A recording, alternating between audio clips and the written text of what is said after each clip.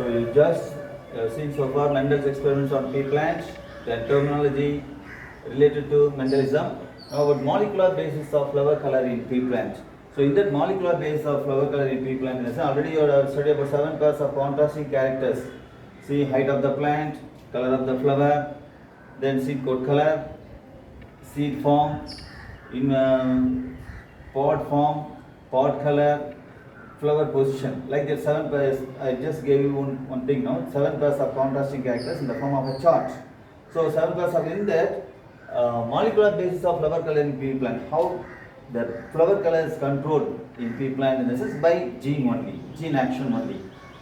Dominant gene A, P gene A, control synthesis of an enzyme, of course active enzyme. This enzyme converts pigment precursor, earlier substance, pigment anthocyanin, for which no pigment precursor is needed, converts pigment precursor into anthocyanin. Anthocyanin is responsible for the formation of purple color. So the flower remains purple. How? Due to the presence of dominant gene A. Then sometime what a mutant gene, P gene A, that is small a only, recessive one. Small a, recessive one, and then in the presence of this gene, what happens here? Enzyme is not synthesized. So when the enzyme is not synthesized, pigment precursor cannot be converted into anthocyanin. So there is no anthocyanin formation. When there is no anthocyanin formation, what happens here? Pigment will not, purple color will not develop, only white flower. So the flower remains to be white. So in the presence of P gene A, the enzyme is synthesized, which converts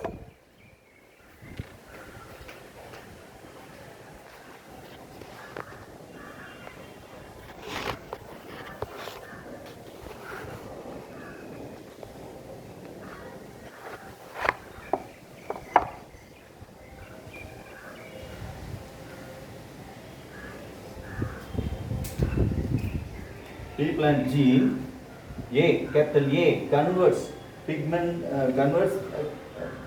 gene A, pea plant gene A produces an enzyme, synthesizes an enzyme which converts pigment precursor into anthocyanin, which is responsible for the formation of purple color. So dominant gene, purple color. That's what you get, purple color A. Now in mutant gene, that is mutant gene, that's it, the gene becomes mutant one, and then as actually this is C1, small a only, but in able to give only A, mutant gene A only, but this is C1. So when the gene becomes a mutant one, fails to produce enzyme. So when there is no enzyme, pigment precursor will not be converted into anthocyanin. There is no anthocyanin formation. Then the flower remains white. So small a only. White flower in the sense small a. Okay, now just one explanation given to you. When A gene is delivered into the petals of white color flower, so such a flower develops patches of purple color. So proving that the gene, dominant gene A is responsible for the formation of purple color. But the enzyme action is this. When there is a P gene A, it produces enzyme. That enzyme converts pigment precursor into anthocyanin. Anthocyanin is responsible for the development of purple color. Then at the same time, when gene becomes mutant 1, P gene A becomes a mutant 1, what happens here? The enzyme will not be synthesized. When there is no synthesis of that enzyme, what happens here? Pigment precursor will not be converted into anthocyanin. So the flower remains white. So this is what Mendel's molecular basis of flower color in pea plants. So now we are going to see about monohybrid cross.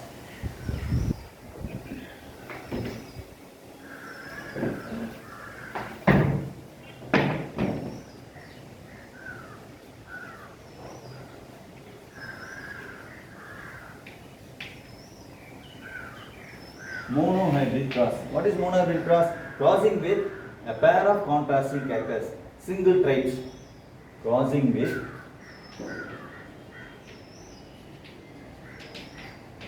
a pair of contrasting characters.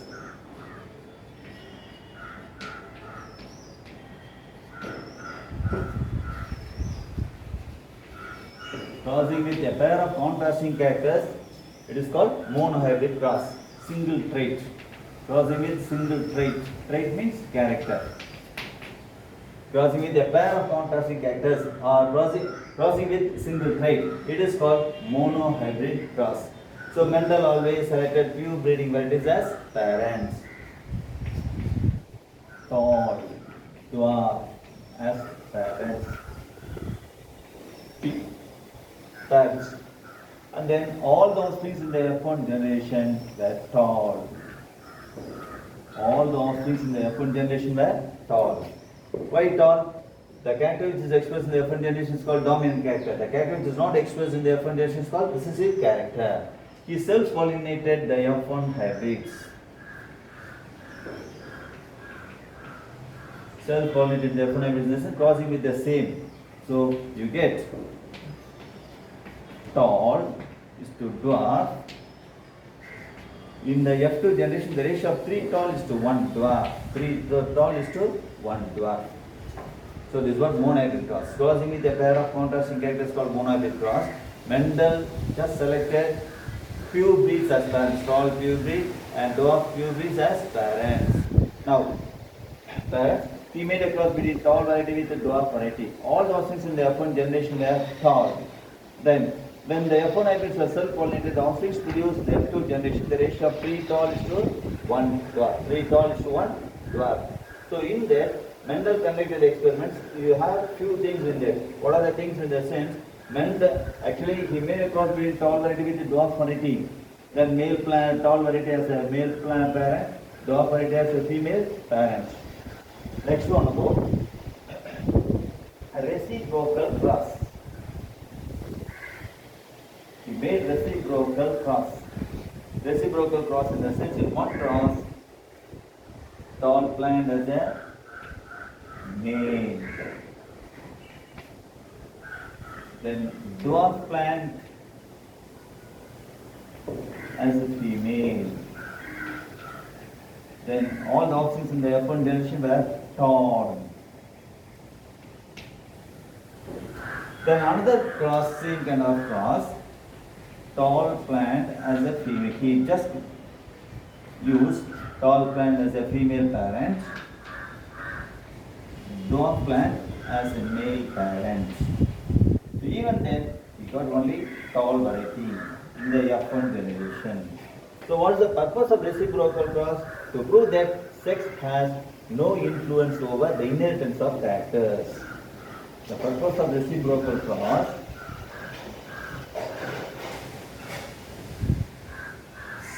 sex has no influence over the inheritance of characters.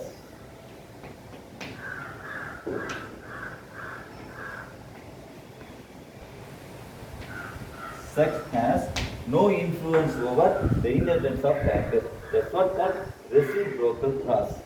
See, in one experiment, he just used one tall parent as a male parent. Then dwarf as a female parent. Then next one, in another kind of experiment, female parent or tall as a female parent, dwarf as a male parent. But whatever it may be, sex in the F1 generation, all the offsprings obtained in the F1, all the hybrids obtained in the F1 generation were tall, proving that the purpose of the reciprocal cross to prove that sex has no influence over the inheritance of characters. Sex has no influence over the inheritance of characters. Then Mendel found that something within the organism responsible for the formation of character. He called that something as a factor. Factors which control characters always occur in pairs. Actually, that's what called particulate theory. Particulate theory or hereditary units, factors, then which are now called alleles.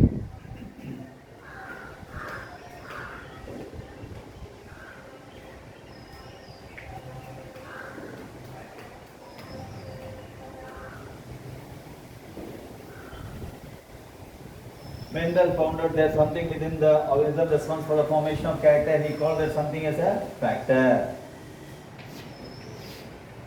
Mendel always selected few breeds as parent. He just selected tall plant pure breed tall as a parent and pure breed dwarf as a parent. Pure breed tall, capital T, capital, actually pure breed tall as a parent. All the offsprings in the F1 generation were tall. All the offsprings in the F1 generation were tall. Then he self-pollinated the F1 hybrid, self-pollinated the F1 hybrid, and the offsprings produced in the F2 generation, the ratio of 3 tall is to 1 dwarf. 3 tall is to 1 dwarf. Now, character which is expressed in the F1 generation is called dominant character. Character which is not expressed in the F1 generation is called recessive character. He found out that something within the plant responds for the formation of character. He called that something as a factor, which are later on called alleles, now called gene. Then if there are only one factor for a gene in the sense, capital T, small t, if there are only one factor in the sense, you get only tall in the subsequent generation. Okay. Then since another gene is also there, so that's why you get tall and dwarf in the F2 generation, from which now he just stated the law of unit characters. Factors that control characters always occur in pairs. Factors which control characters always occur in pairs.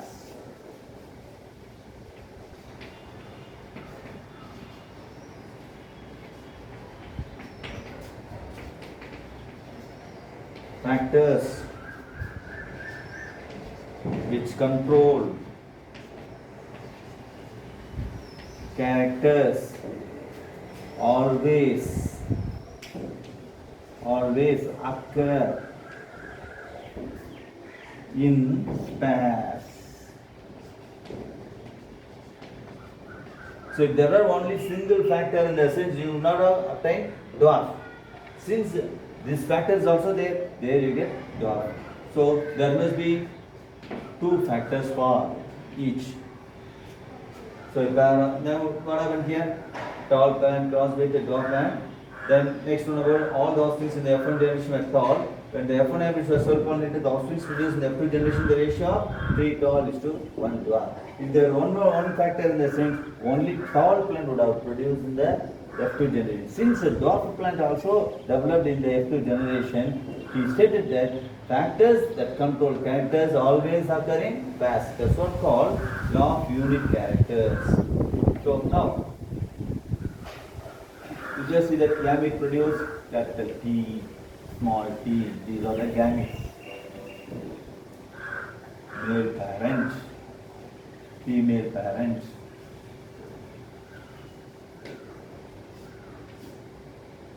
Now you get capital T, small t.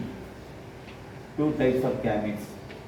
Hybrids produce 2 types of gametes, whereas pure breeds produce only 1 type of gametes.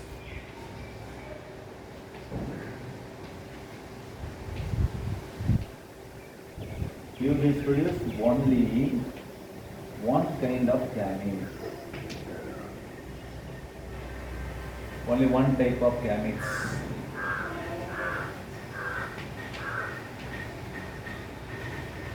Whereas the hybrids produce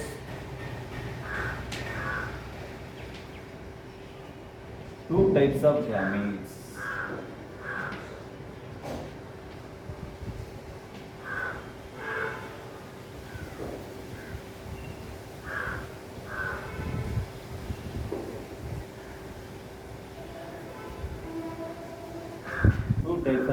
Capital T, small t.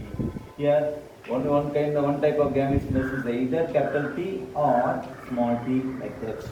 When the hybrids are self-pollinated means crossing with the same selfing. The offsprings produced in the F2 generation in the ratio of 3 tall is to 1 dwarf. These are the gametes. F2 generation.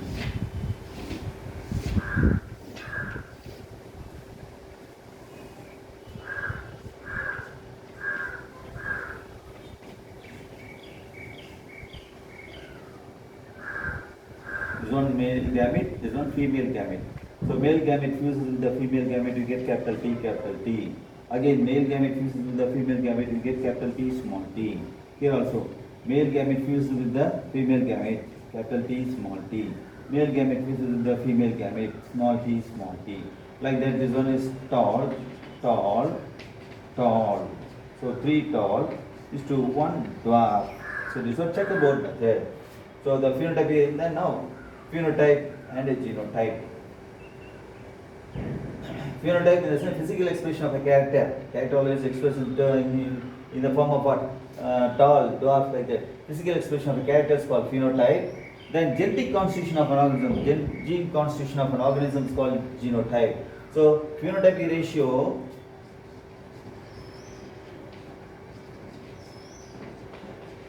phenotype ratio 3 tall is to 1 dwarf. Genotype ratio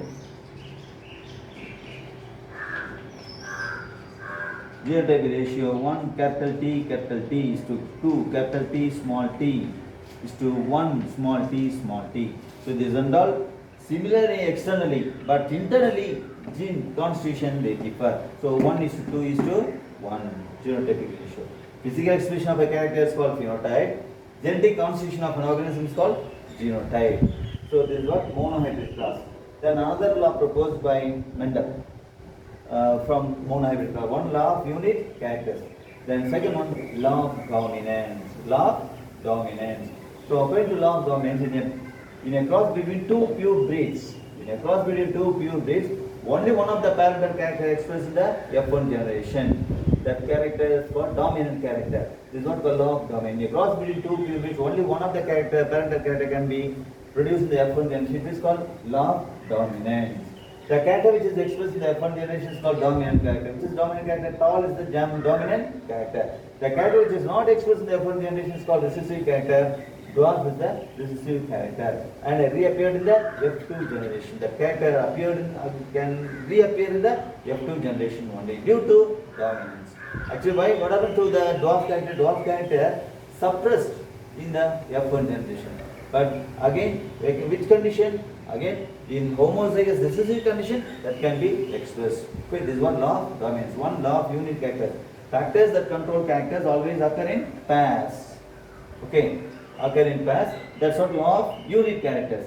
Law of dominance, see, in a cross between two breeds, only one of the parental character can be produced in the F2. Only one of the parental character can be produced in the F1 generation. This is called law of dominance. Character which is expressed in the F1 generation is called dominant character, tall. Character which is not expressed in the F1 generation is called recessive character. The recessive character, dwarf. Dominant character, tall. Recessive character, dwarf. So, two different laws proposed by this. Law of unit characters, law of dominance. Then again, law of segregation. Three different laws. Law of segregation. See, law of segregation in the sense, when a pair of alleles are brought together in a hybrid union, this is a hybrid. When a pair of alleles are brought together in a hybrid union, the members of the allelic pair remain together, but separate. When they separate, at the time of meiosis, meiosis in the sense at the time of formation of gametes.